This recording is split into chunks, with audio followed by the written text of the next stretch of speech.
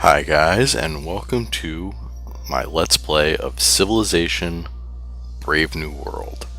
So this is going to be the first in hopefully a series of videos of the Civilization 5 series.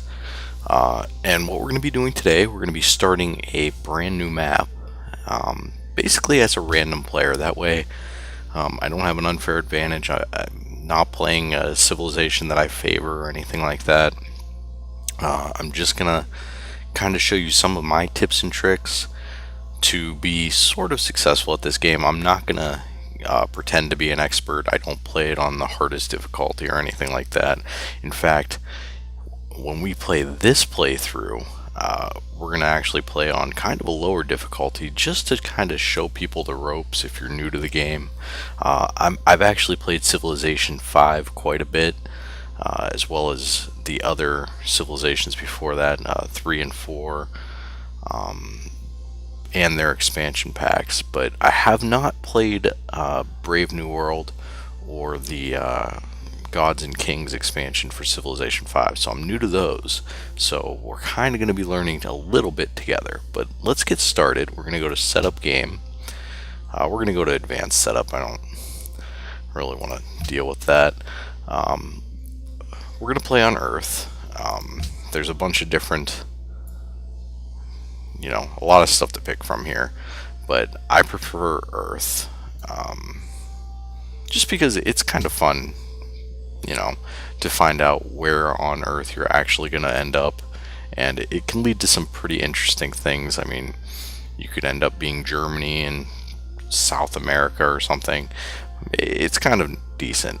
I'm going to leave all the victory types enabled except for time. I don't want to just, have the game end because of, max turns or something. We'll leave it on huge. We're going to set the difficulty. Settler is really easy. Chieftain's kind of easy. Warlord is, I would say that's the base difficulty. They're saying Prince is normal, but in my experience, if you're relatively new to this game, you shouldn't do anything higher than Warlord. Prince is where it starts to get a little tricky. The computers and the AI seem to do a lot better on Prince than they do on Warlord. And from there on up, King to Deity, it's pretty darn hard. So my comfort level is right around Prince. But I think we're going to do this one on Warlord just to kind of, show you the ropes. I'll get familiar with the ropes, and then maybe if we do another Let's Play, we'll jump the difficulty up a little bit. I'm going to leave the game pace on standard. That way we can discover things a little bit quicker. Usually if I was going to play this just a single player standalone, not recording for YouTube, I'd pick either Epic or Marathon just for an extremely long game. But yeah, we're going to leave it on standard, and we're going to leave it on the Ancient Era. As far as any of the advanced game options go, we're not going to mess with any of these. We don't want to turn off barbarians or make them extreme or anything. We're going to leave the movement on. You can actually disable the movement so that it's kind of like a board game almost, where you're just placing the pieces. But I'm going to let that play. We'll see. Maybe if we get a ton of units down the road, we'll disable that so the turns go a little bit faster. But for now, that's going to be it. We're going to play with 12 other civilizations. So this game might take quite a while. Maybe we should drop it a little bit. I don't know how. I've never played Earth on anything other than huge. Let's go with large. Can we even do? Yeah, it says we can do it. So yeah, we'll go with large. That way there's only 10 total civilizations. You still get 20 city-states. The city-states can actually sort of band together and form their own civilization if you start attacking them. So we want to be a little bit careful. We're not going to go all super aggressive on them or anything. But like I said, I'm not going to pick a civilization here. We're just going to go random. The only exception to that is we might have to restart if we get some of the finickier civilizations. Like I know one of them that's new to this expansion pack, Venice. You actually can't build settlers or expand your cities like that. It has some tricky aspects to that civilization, so I don't want to play that just for a tutorial. I'd rather pick a kind of a normal standard civilization, and then maybe down the road we could play Venice. But yeah, for now we're just gonna get started, and we'll see who we get. So we have the Ottoman. Blessings of God be upon you, O great Emperor Suleiman. Your power, wealth, and generosity awe the world. Truly are you called magnificent. Your empire began in Bithynia, a small country in eastern Anatolia, in the 12th century. Taking advantage of the decline of the great Seljuk Sultanate of Rum, King Osman I of Bithynia expanded west into Anatolia. Over the next century, your subjects brought down the Empire of Byzantium, taking its holdings in Turkey and then the Balkans. In the mid-15th century, the Ottomans captured ancient Constantinople, gaining control of the strategic link between Europe and the Middle East. Your people's empire would continue to expand for centuries, at its height governing much of North Africa, the Middle East, and Eastern Europe. Mighty. Okay. I'm not going to let that whole thing play. We get the general idea. We are the Ottomans, which I've never played as them before, so that this will be kind of fun. They have some special units. It looks like both of them are in kind of the Renaissance age, with the one being a gunpowder unit that I presume replaces musketmen, and the other being a horse unit that excels against other cavalry. So that should be interesting if we have horses. So just to start off, a couple things that I'm going to enable, which by default these are all turned off. This is how you would normally start the game. Your map would look like that.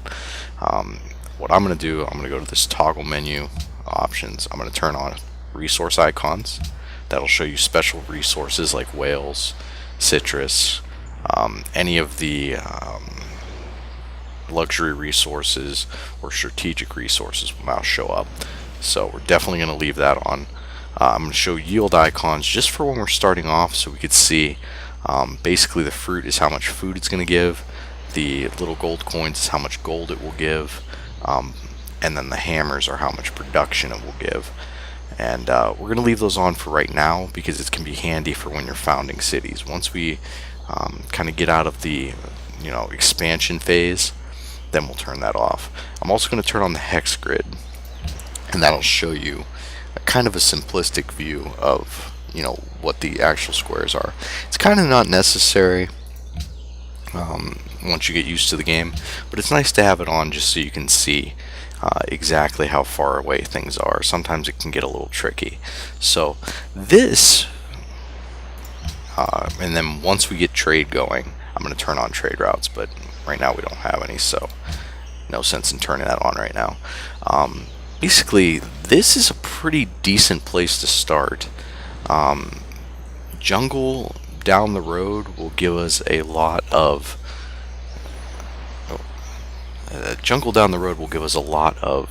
research points, so this might be a really good place to start. I always like to build on a coast, and this one has the added bonus of having a river flowing right next to it.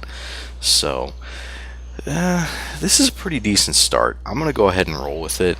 We'll definitely be expanding quickly because we have all this food here. So let's go ahead and set down a base. The only thing I don't like is that we're on a marsh. So one thing you can do, and we might do it, if you haven't taken a move yet, you can hit restart game. So just for the heck of it, we'll hit restart game and see what we end up with. Maybe we should have kept that. Maybe we shouldn't have. Blessings of God be upon you, O great Emperor Suleiman.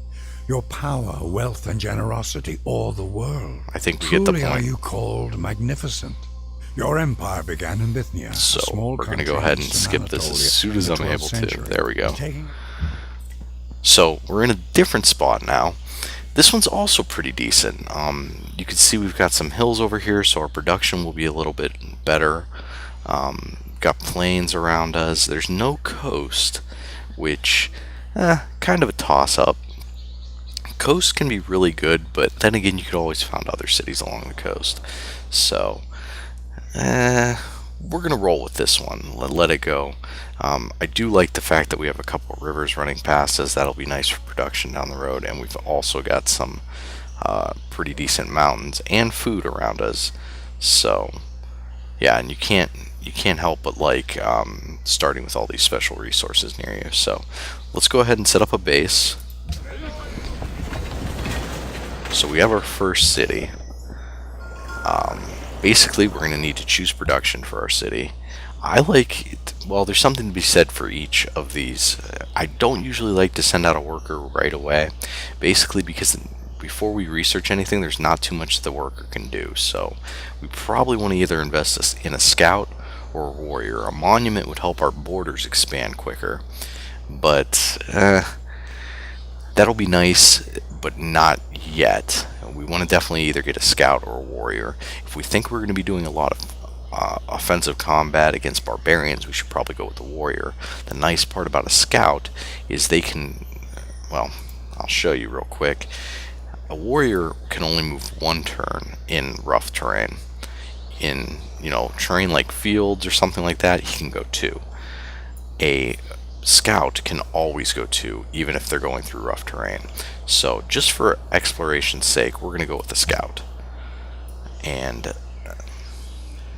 I'm going to try to reveal as much of the map around our base as we can, so we can see what strategic resources we have, and that then we can go ahead and see where we're going to want to put our next base.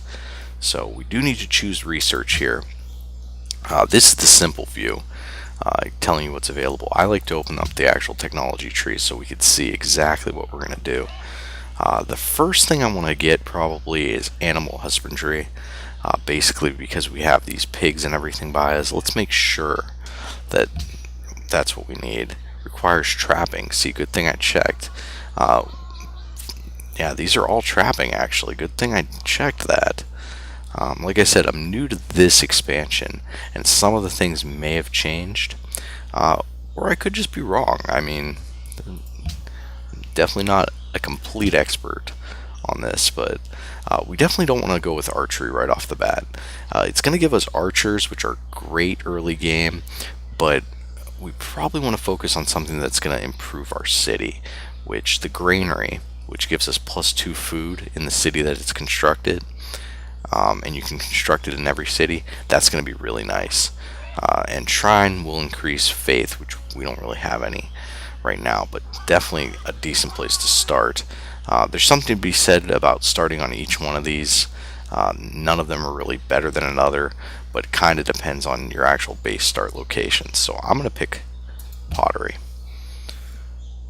and we'll get started on that. And that's the end of the first turn. So we'll hit next turn, let it cycle through all the other guys. Takes a little bit for the city-states and the barbarians. So let me show you guys real quickly what it would look like.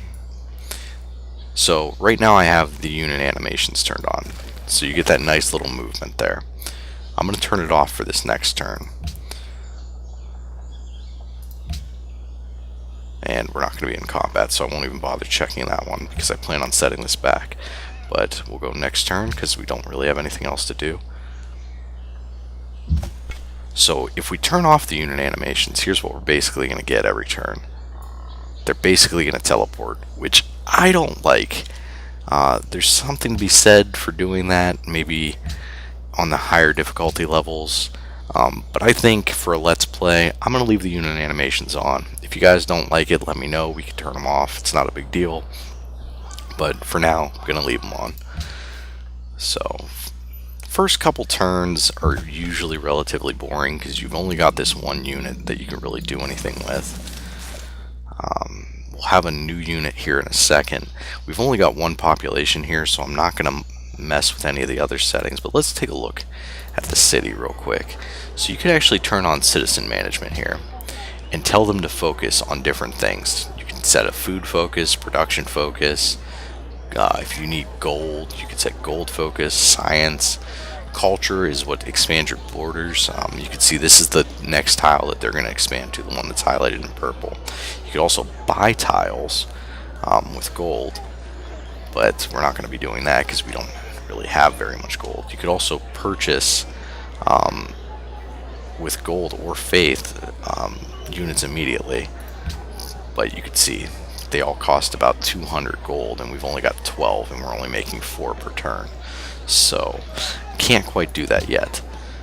So we're going to leave this on default focus. There's only one person anyways. They're kind of working the best tile here, one that's getting 2 food and 1 production here. I guess we could switch to this if we wanted to produce things faster, but honestly I want the city to grow right now, so this is one of the best tiles they can be working before it gets improved, and we need a worker to improve them. So let's turn that back off. We'll go back to the map. We've got 2 turns until our scout arrives, so we're just going to keep exploring. Looks like we're running into tundra up here, which might mean that we're at the top of the map. You can see on the mini-map here that it looks like we're at the top, but the mini-map actually changes as you find things. So let's go ahead and head over here. And we got fox, furs. Well, they look like foxes to me. But yeah, that's actually pretty nice up there too. So let's keep going here. There we go. We've got a scout, so we need to choose production for here. I'm probably going to push out a worker, just because we have so many of these resources around us that would be nice to start hooking up. We really can't do that just yet. So, because that requires trapping to hook up, that requires calendar to hook up. Same thing, calendar and trapping here. So maybe we'd be better off with a monument, just so we can start our base expanding out a little bit. Let's get that, because you can see them right now. We're making 1 culture per turn, and culture allows you to adopt social policies, which basically focus how your cities and your culture are going to go. And when we get to 20, we'll get our first social policies. So right now we're only getting 1 per turn.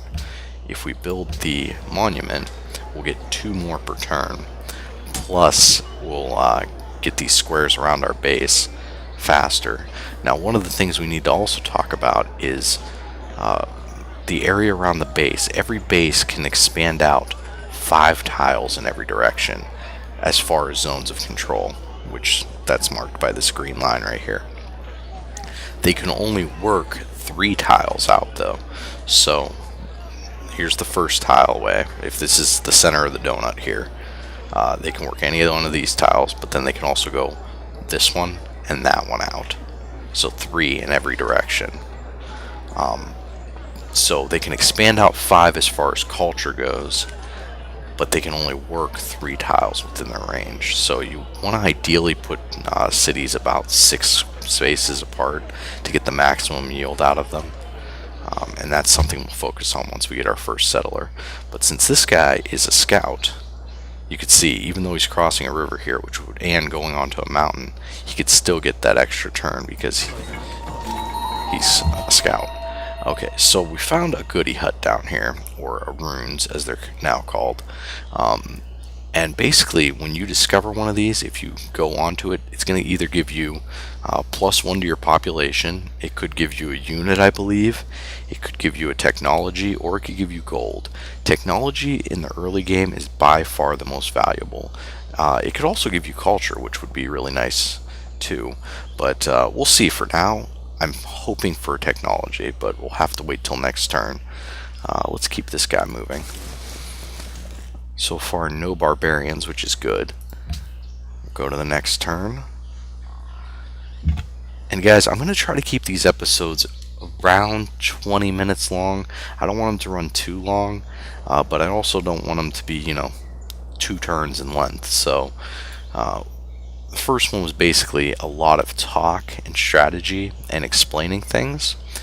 But as we get more and more cities, they should get a little more beefy as far as episodes go. So yeah, this guy gave us 20 culture, which puts us at 26 of 20, which means we get to pick a policy next turn, which should be fantastic. Let's keep going. There's another rune, so we'll have to head over and investigate that. And we don't have anything left to do that turn. So yep, there's our policy. that we can adopt. Now the thing about this is you have to adopt a policy when it's available. So we can't just save them up, because that was one of the options that we didn't choose. We only have these 4 to pick from. Tradition is best for small empires. Basically, it will focus a lot on your capital city. Liberty is good for civilizations that want rapid expansion. Honor is good for militaristic civilizations. And if we notice that there are a lot of barbarians around us, honor comes in very handy. And if you're kind of wondering what each one of these do, I'll just kind of hover over that real quick. Once you adopt a tradition, you could start flowing down the tech tree here. But yeah, I'll just hover over them real quick, and you can pause the video and read it if you want. And then piety is more for religion.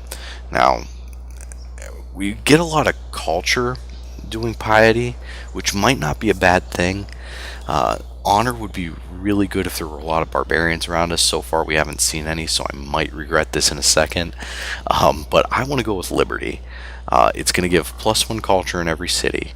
Adopting all the policies will grant a free person of my choice near my capital. But what I really want is these skills under it. This one is going to give us an extra worker, and I believe, yeah, this is the one we want. Collective rule speeds the training of settlers by 50%, and a free settler appears near the capital. That would be fantastic for early game to get another city for basically free. So we're going to get this though. And you can see we're already going to be making 2 per turn now. And we only have to get up to 25 to get our next one. We're already at 7, so we should be able to get our, probably this republic to get +1 production in every city. Because we don't have any workers yet. And I kind of want to speed towards the next settler. So, but at least we've discovered our first social policy. And the video's starting to get up there in length. I think we're around 22-23 minutes right now. I'm going to take this final turn, and then we'll call it for this one. And we found some cotton, so that's fantastic. You know what? Yep, we can get to there. So another thing that runes could do is give you a map of the surrounding area, which is okay, but I mean, we could have explored that ourselves anyways. We did find quite a good place to put another city over here though, in the middle of all this stuff. So I'm not going to complain too much. Like I said, I would have much rather had another technology. But yeah, guys, that's going to be it for this episode. And catch me in the next episode. We're going to keep working on Istanbul here. It should be growing next turn, so we'll get another settler, or not another settler, but another person, and they'll be able to work another square here. Right now, if we look at the city, we're only working, let's see, we're working this square right here. You can tell because we have the little green guy in the spot there. You could actually manually assign this if you want it, but like I said, that's the best square. We'll probably drop the next guy either on this square to increase production, or this square, because it's kind of the next best. All the other ones give the same thing, but this one also gives 2 gold. So, but I'm thinking this square here would be pretty nice. Until we can start improving squares, then these might change. So, but yeah, we'll get another settler next turn, but that'll be the beginning of the next video, guys. So, until then, I'll catch you guys next time.